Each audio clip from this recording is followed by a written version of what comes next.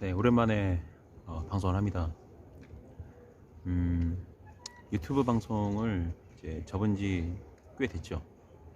그리고 요즘은 그냥 가끔 하고 싶은 얘기가 있을 때만 합니다. 여러분들 요즘 지지할 만한 정당 없다는 생각 다들 하실 거예요. 그럼에도 불구하고 국민의힘을 지지하는 국민들도 많고 또 민주당을 지지하는 국민들도 많습니다. 근데 저는 요즘 어, 소속된 정당이 없습니다. 예, 소속된 정당이 없어요. 예전에 잠깐 소속됐던 열린민주당은 이제 민주당이랑 합당되면서 사라졌기 때문에 딱히 저는 정당이 없습니다. 제가 정당을 탈퇴하게 된 계기는 여러 가지 이유가 있는데, 일단은 첫 번째는 민주당의 뭐 문재인의 충신이라는 그런 어떤 네, 어, 종량제 공투에 담길 만한 그런 무리들이 같은 편을 꾀지어서 개떼가 되어서 물어뜨는 걸 보면서 어, 제가 뭔가 진영을 잘못 선택했다라는 생각이 들었습니다. 총선이 끝나고 대선 끝나고 지방선거까지 끝났습니다. 네. 근데 역시 제가 20대 때 느꼈던 게 그놈이 그놈이다. 사실 그래서 저는 막연하게 정치를 하겠다, 정치하고 싶다라는 생각이 했었지만 어느 당으로 가야 될지는 애매했습니다. 그때는 훌륭한 업적을 쌓은 또 고매한 인격을 가진 김대중 전 대통령이 참 좋았어요. 사실 저는 노무현 전 대통령에 대해서는 잘 모릅니다. 그리고 그분이 훌륭하지 않다는 말은 하지 않겠습니다. 생각이 매우 예리하고 정확하다. 그리고 많은 것들을 거침없이 있는 그대로 발언했구나. 소신 있게 살았다. 그렇게 저는 믿습니다. 그렇다고 해서 제가 고 노무현 전 대통령을 사랑하거나 존경하거나 그러진 않습니다. 제가 존경하는 대통령은 그렇게 많지 않아요. 네. 있다면은 좋아하는 대통령은 있어요. 빌 클린턴, 그리고 몇몇, 네. 그 중에 또 단연코 제가 닮고 싶어하는 정치인은 벤자민 프랭클린이에요.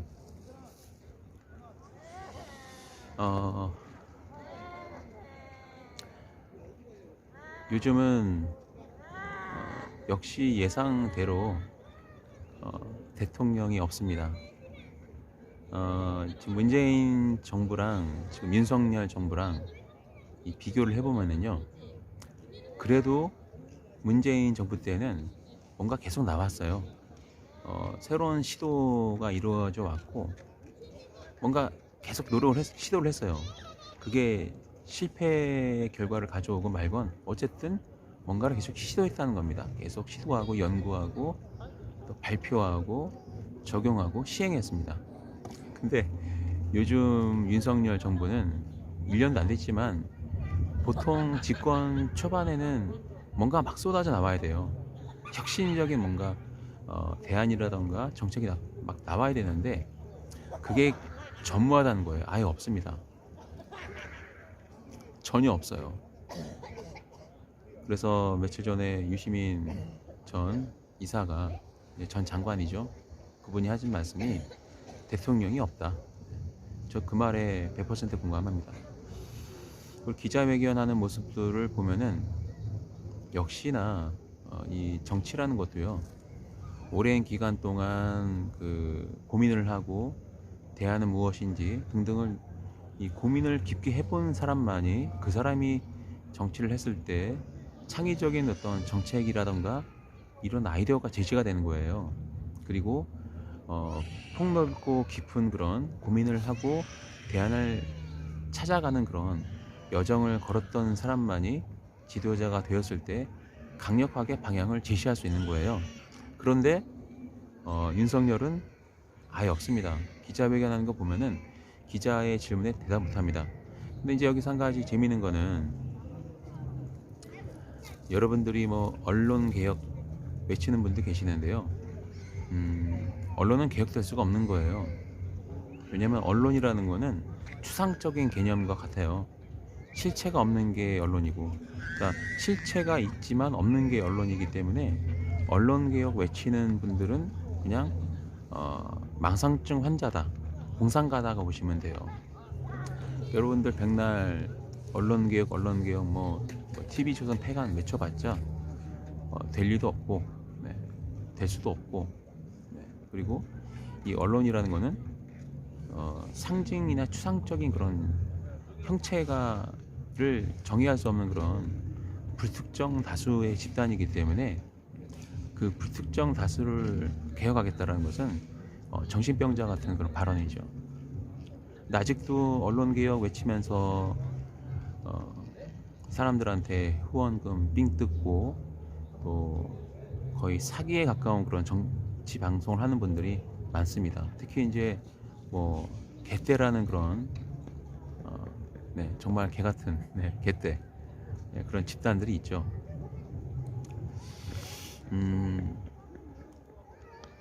하지만 이런 경우 대하는 방법이 있습니다. 언론 개혁을 하려면요, 여러분들이 언론사를 차리시면 돼요. 언론사를 설립을 하고 성공적으로 경영을 하시고, 그리고 성공한 그런 언론사가 되면 됩니다. 그런데 언론 개혁을 외치는 분들 대부분은 그냥 선동적인 그런 방송을 들으면서 지갑을 열어요. 그 지갑을 열어서 모인 후원금들이 언론사를 설립하는 데 쓰이느냐? 그러진 않죠. 그냥 특정 유튜버들의 개인 호주머니로 들어갑니다. 그리고 그 개인 호주머니로 들어간 돈이 비난의 대상이 될 것 같으면 뭔가 법인이나 이런 걸 차려요. 그게 뭐 재단 형식으로 이렇게 차려집니다. 뭐 사단, 재단, 뭐 각종 여러 가지 단체가 만들어집니다. 그렇게 해서 개인 소유가 아닌 어떤 집단의 소유로 후원금을 전환시키고 개인적으로 사용하는 그런 편법을 쓰죠. 수십억의 후원금이 모이면 충분히 작은 언론사를 설립할 수가 있습니다. 그거를 키워나가면 되는 거예요. 근데 그러질 않죠. 왜냐하면 그럴 능력이 없기 때문입니다. 그리고 있다 하더라도 지출이 발생하기 때문에 싫어하죠. 요즘 지지할 정당이 그래서 없는 겁니다. 자, 민주당 얘기를 좀 해볼까요? 민주당이 개혁정당이냐? 그렇지가 않죠. 여러분들 지난 총선에도 제가 상당히 활동의 폭을 많이 넓혔었죠. 거의 제 24시간을 선거 기간 동안에 모두 할애했던 걸로 기억합니다. 여러분도 아실 거예요. 근데 지금 와보면 어떻습니까, 여러분? 민주당도 그저 뭐 어떠한 자리를 잡기 위해서 또는 의원이라는 그런 괜찮은 직업을 얻기 위해서 여러분들을 이용하고 또 그들의 어떤 내부 분열과 암투를 여러분은 지금 제대로 목격하고 계실 겁니다. 그게 정치입니다, 여러분. 얼마 전에 뭐 청년 정치네 하면서 뭐 어떤 모임을 주최하는 것 같더라고요. 그런데 결국은 뭐예요?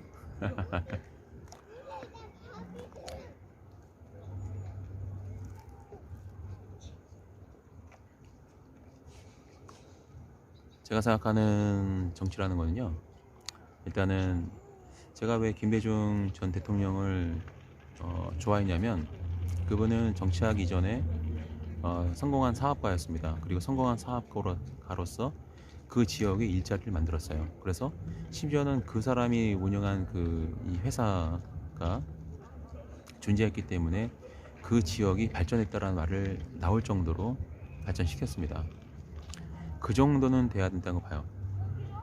여러분들이 이 선동 방송하는 사람들에 의해서 좌지우지되고 또 서로 박터지게 싸우고, 네, 그래봤자 현실적으로 이루어진 건 없습니다. 있을 수가 없어요. 진정한 정치라는 건요, 저는 앞으로 양당 정치는, 이 양당 정치가 반복되는 한 한국의 정치는 개혁될 수 없다고 봅니다. 여러분들 뭐 민주당 했을 때 대표적으로 언론을 많이 타는 그런 몇몇 정치인들이 있을 거예요. 민주당이라는 이 엄청난 이 큰 정당을 여러분들이 그 몇몇 얼굴마담 보고 판단하시면 안 됩니다. 얼굴마담만 보고 판단했을 때 그 얼굴마담 뒤에 숨어서 여러 가지 사리사욕을 충족시키고 챙기고 또 각종 성범죄를 저지르고 나쁜 짓 하는 놈들 정말 많습니다. 그 사람들을 어떤 사람들인지 알고 계시고 지지하시는 건지 묻고 싶습니다. 이처럼 정치라는 거는요, 이 진영으로 나누어져서 서로 싸우고 선동가들이 난무하는 이런 상황에서는 제대로 된 개혁이 될 수가 없습니다. 특정인을 지목하진 않겠지만 제가 알기로는 요즘도 유튜브에서 그렇게 집회 시위 주도하면서 선동질하면서 매일 밤마다 그렇게 후원금을 챙기는 그런 저질들이 많습니다.